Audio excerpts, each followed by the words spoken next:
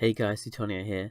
In this video I'm going to be looking at the Warp Scrambler and Warp Disruptor Tiericide changes, break them down, and discuss any implications it might have on the current metagame. Starting off with Warp Scramblers. There are nerfs here to all the meta modules. This could have quite an impact on scram kiting and possibly boost kiting a little by all ships going to have a lower scram range. The Tech 1 Warp Scramblers are going to be staying the exact same way as they are currently, and there is going to be 3 variations of meta Warp Scramblers. The Initiated Warp Scrambler is going to become the compact variety, using the least fittings of the group. The fitting stats and cap use are identical to what we have now, and the range on the Initiated Warp Scrambler is, however, going to be going down to the same range as the Tech 1 Scrambler, losing 375 meters from its current range. The J5B Warp Scrambler is going to be transformed into the Enduring variety, using 2.5 times less cap as all the other meta varieties, and 3 times less cap than the Tech 2 version. This could become an interesting option on new bro frigates and tackle ships designed to tackle under new pressure, and might be incredibly effective when combined with tackle mod cap reduction roll bonuses on the attack frigates and interceptors. The J5B is, however, going to be losing just over 1 kilometer of the current optimal range, and the fitting cost is going up by 3 CPU. The faint Epsilon Warp Scrambler is going to become the scoped variety, having the most optimal range, sitting in between Tech 1 and Tech 2 now. From its previous incarnation, which was better than Tech 2 in every way, it's going to be losing 750 meters range and going to require 2 more CPU to fit, and will now require 1 more cap every 5 seconds to activate, the same as the Tech 1 and compact variety.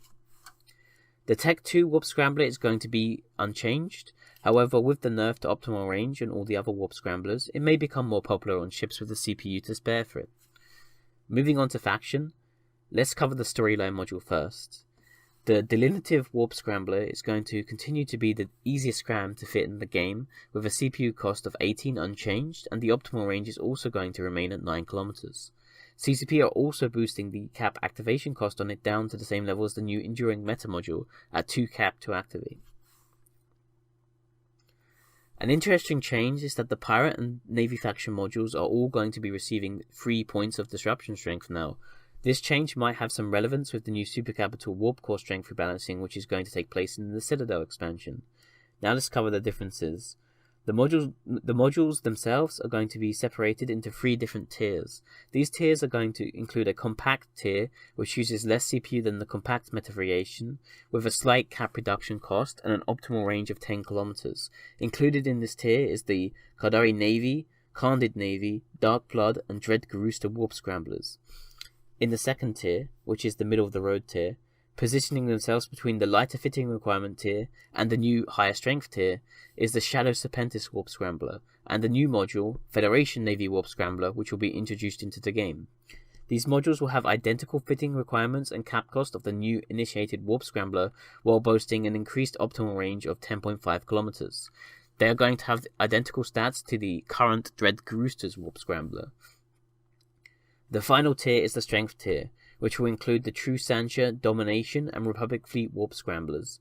They'll be costing 30 CPU each and have 11.25 scram range like the current True Sancha Warp Scrambler on Tranquility, while having a slightly higher cap cost, since it's going up from 5 to 6 cap to activate the module.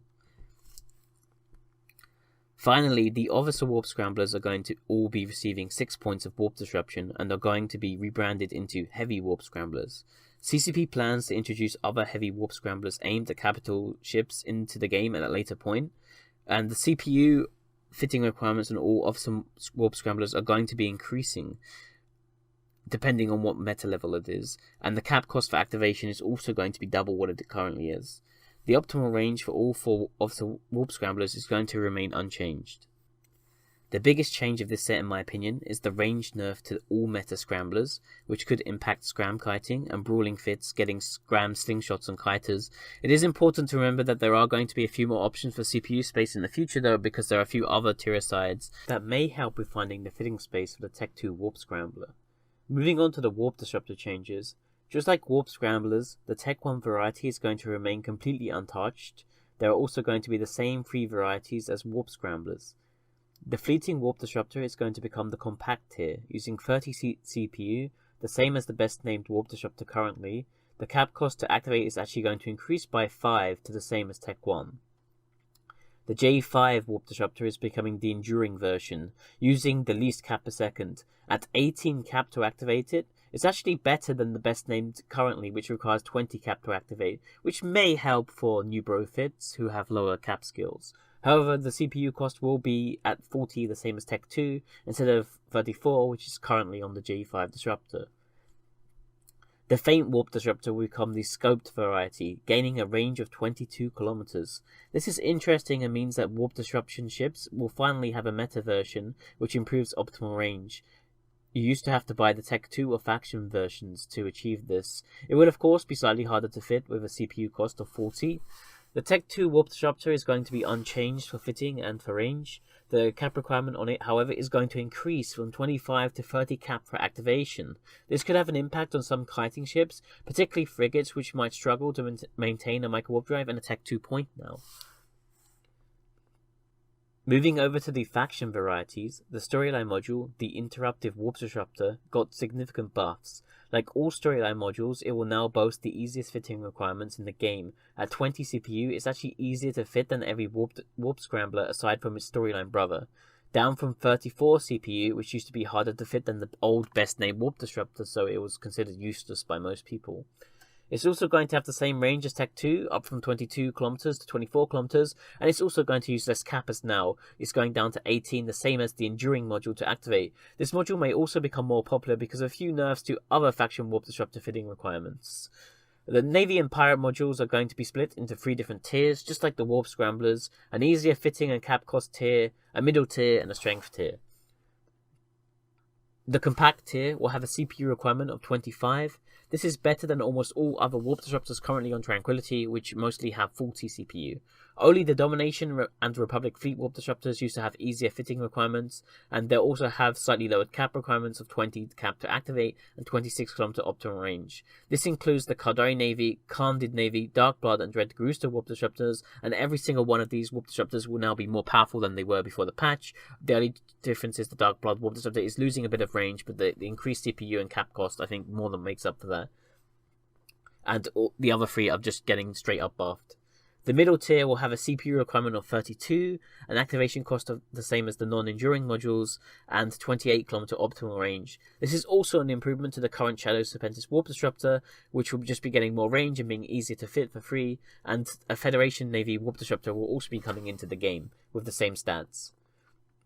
The Strength tier will have a CPU requirement of 40, the same as most of the faction Warp Disruptors currently, and a cap cost between Tech 1 and Tech 2 Warp Disruptors at 28, the same as the current Domination and RF points. They will have a 30 km optimal range, just like Domination and Republic Fleet currently. The True Sancha Warp Disruptor will also be joining this group.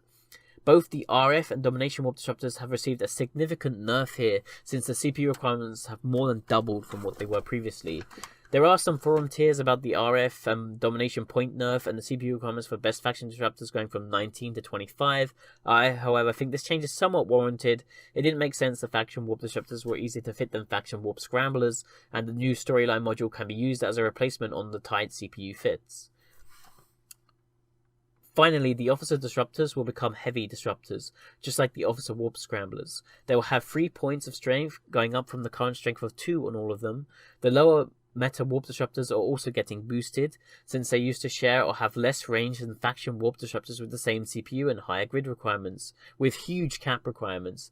So they were basically useless aside from killboard whoring with purples. The CPU requirements are going to be increasing, however. The main balancing changes in this group is going to be the higher cap cost on the Tech 2 Disruptors, the introduction of the new Metascope Disruptor, and the nerf of the high-end faction Warp Disruptors. I hope this gives you a better understanding of the Warp Scrambler and Warp Disruptor Tiericide. If you want to leave feedback on this, make sure you check out the forum thread, which I'll leave a link to in the description. Thanks for watching.